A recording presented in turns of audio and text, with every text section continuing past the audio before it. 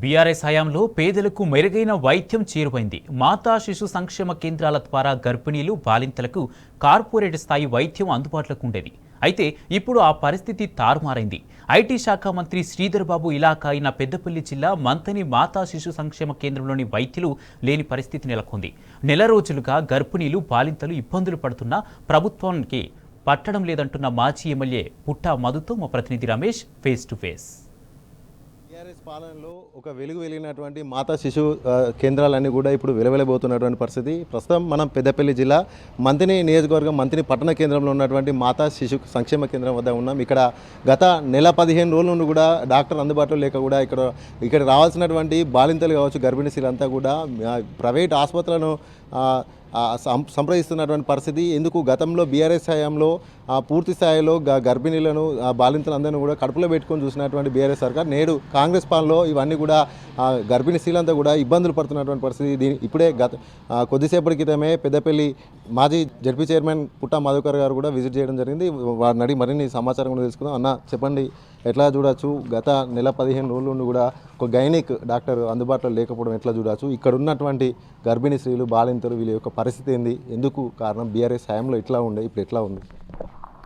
రేవంత్ రెడ్డి గారికి ఆయన ఫోటోల మీద, పేర్ల మీద ఉన్న శ్రద్ధ పరిపాలన మీద లేదు, బీద ప్రజల కష్టాల మీద లేదంతానికి నిలువుటెత్తు సాక్ష్యంగా నిలబడ్డది మంతిని మాతా శిశు కేంద్రము.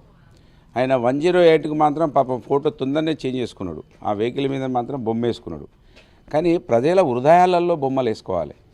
కేసీఆర్ గారికి అవకాశం వస్తే ఆయన ప్రజల గుండెలలో నిలిచిపోయిందనడానికి అనేక సాక్ష్యాలు ఉన్నాయి. అది మాతా శిశు కూడా. ఇవాళ మాతా శిశు దీంట్లో ఒక గైనకాలజిస్ట్ లేకపోవడం వలన ఇక దాదాపు ఒక 20 మంది స్టాఫ్ వృధాగా ఉన్నారు. అలా కనీసం పని లేదు. ఇది దాదాపు 2 మాసాలు అవుతూ ఉన్నది, దగ్గరికి వస్తూ ఉన్నది. ఒక గైనిక్ డాక్టర్ను ఇక్కడికి పెట్టలేకపోయింది ప్రభుత్వం. జిల్లాలో సిపాయి అని చెప్పుకునేటువంటి ప్రతిరోజు ముఖ్యమంత్రి గారు మంత్రి ఎమ్మెల్యేలను పొగడడానికే సమయాన్ని అంతా ఇద్దరు వినియోగించుకుంటా ఉన్నారు. ఈయన గొప్పోడని ఆయన చెప్పుడు, ఆయన గొప్పోడని ఈయన చెప్పుడు. ఈ జిల్లాలో మంత్రి ఉండి కూడా ఒక గైనిక్ డాక్టర్ను పెట్టకపోవడం అనేది ఇంతకన్నా సిగ్గుమాలిన పని.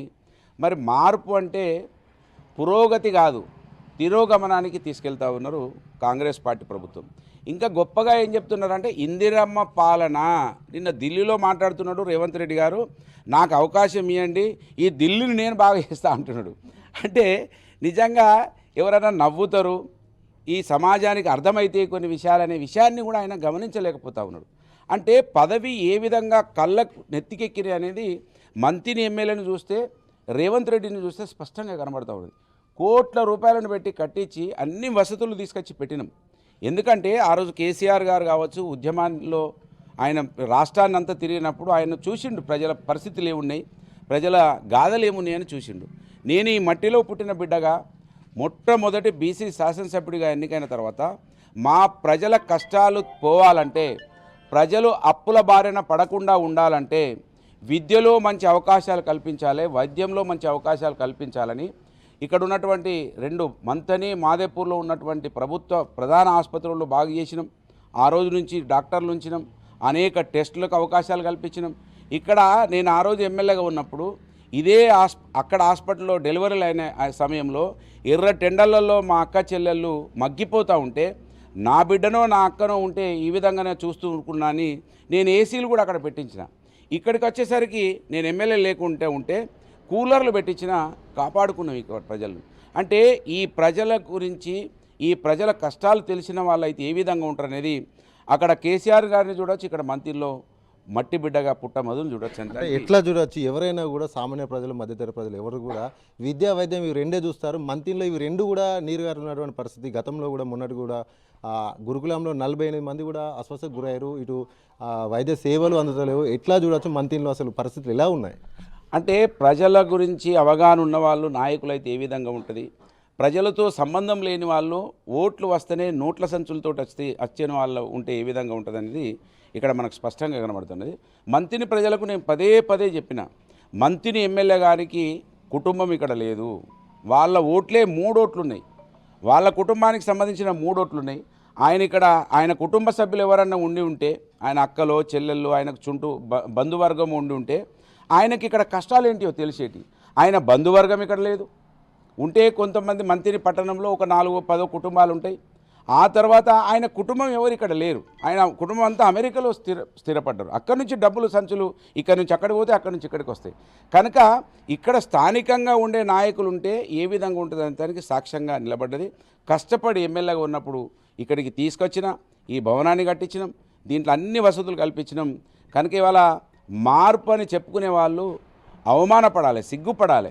కనుక దీంట్లో ఒక మంత్రి నియోజకవర్గ హెడ్ క్వార్టర్లో ఏదో మాదాపూర్, నేను పలిమల మండలాల గురించి చెప్తలేను సుమా, మంత్రి హెడ్ క్వార్టర్ 30 కిలోమీటర్ల దూరంలో కలెక్టర్ ఉంటాడు, స్థానికంగా ఆర్డీఓ ఉంటాడు, ఇక్కడ ఎమ్మెల్యే క్యాంప్ ఆఫీస్ ఉంది అని ఉండి కూడా ఒక డాక్టర్ను పెడతలేరంటే ఇంతకన్నా ప్రజల మీద ఉన్న నిర్లక్ష్యం ఇంకేదైనా ఉంటుందా అని నేను అడుగుతున్నా. ప్రజలంటే వాళ్ళకు ఏమాత్రం ప్రజల మీద దృష్టి లేదు, ప్రేమ లేదు. ఒక్కటే నేర్చుకున్నారు వాళ్ళు. మంత్రిని ఎమ్మెల్యే అయితే ఒకటే నేర్చుకున్నారు, నోట్ల సంచులు పట్టుకొని వస్తున్నాడు. మొన్ననైతే స్పష్టంగా 100 కోట్ల రూపాయలు పెట్టిండు కనుక ఆయనకి ఏ దిగులు లేదు. మళ్ళీ వచ్చేసారి 5,000 రూపాయలు ఓటుకి ఇవ్వాలని ఆయన నిర్ణయించుకొని ఉన్నాడు కనుక ఇవన్నీ ప్రజలు మర్చిపోతారు. రేవంత్ రెడ్డి గారు చెప్పారు కదా, ప్రజలే మోసపోవడానికి సిద్ధంగా ఉంటే మోసపుచ్చడానికి మేము వెనకడుగు వేస్తే మాది తప్పదేమైతే రేవంత్ రెడ్డి గారు అన్నారు. మా మంత్రి ఎమ్మెల్యే అంత స్పష్టంగా చెప్పాడు, కానీ ఆయన ఇండైరెక్ట్గా అదే పద్ధతిలో ఉంటాడు కనుక ఈ మాతా శిశు కేంద్రంలో గైనకాలజిస్ట్ దాదాపు 2 నెలలుగా ఉండకపోవడం ఇది అవమానం. ప్రజాపాలన అని చెప్పుకునేటువంటి కాంగ్రెస్ ప్రభుత్వం కళ్ళు తెరవాలి. చాలామంది ఇవాళ గోదావరి కనికి పెద్దపల్లికి వెళ్తూ ఉన్నారు. మంత్రిలో హాస్పిటల్ పెట్టుకొని మీరు ఇక్కడికి ఎందుకు వస్తున్నారని వాళ్ళు దొబ్బులు పెడతా ఉన్నారు. పాపం ఆడవాళ్ళకు చాలా ఇబ్బందులు అవుతున్నాయి. కేసీఆర్ గారిని ప్రతిరోజు గుర్తు చేసుకునే విధంగా ఉంటున్నారు తప్ప మిమ్మల్ని గుర్తుపెట్టుకునే విధంగా ఉంటలేరు అనే దానికి మాతా శిశు కేంద్రం అని నేను స్పష్టంగా చెప్పదలుచుకున్నాను. ఇది పుట్ట మధుకర్ గారు చెప్తున్నటువంటిది. ఏదైతే ప్రజలు కావాల్సినటువంటి విద్యా వైద్యం అంతా కూడా మంత్రిలో నీరు గారిందని కూడా ఆయన ఆరోపిస్తున్నారు. ప్రజాపాలన అని చెప్తున్నటువంటి కాంగ్రెస్ ప్రభుత్వం మంత్రి ఇలాకాలోనే ఒక మెయిన్ హెడ్ క్వార్టర్ మంత్రిని పట్టణ కేంద్రంలో పరిస్థితులు ఇలా ఉన్నాయి. విద్యా వైద్యం రెండు కూడా నీరు గారిపోయింది. ప్రజాపాలన అంటే ఇంత దారుణంగా ఉంటుందా అంటూ కూడా ఆయన ప్రభుత్వాన్ని ఆరోపిస్తున్నారు. వెంటనే దీనిపైన చర్యలు తీసుకోవాలంటూ కూడా ఆయన ప్రభుత్వాన్ని డిమాండ్ చేస్తున్నారు. ఇక్కడ ఉన్నటువంటి తాజా పరిస్థితి. వీడియో జర్నలిస్ట్ సంతోష్తో రమేష్, టీ న్యూస్ మంత్రి నుండి.